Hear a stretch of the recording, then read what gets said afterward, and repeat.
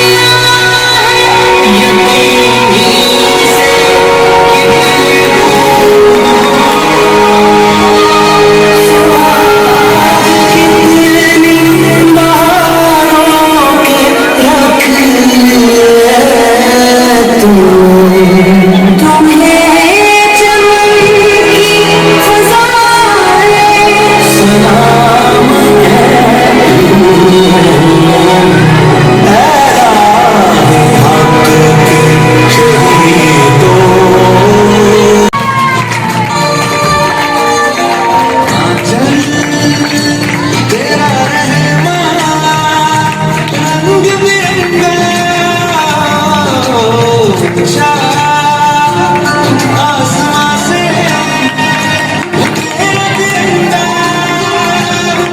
जीने की इजाजत दे दे, शहादत दे दे, मंजूर हमें जो भी तू चुने।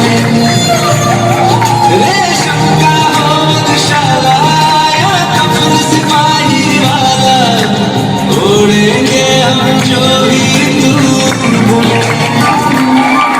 ओ देश मेरे तेरी शान के सदके, कोई धन है क्या तेरी धूल से बढ़ के, तेरी धूप से रोशन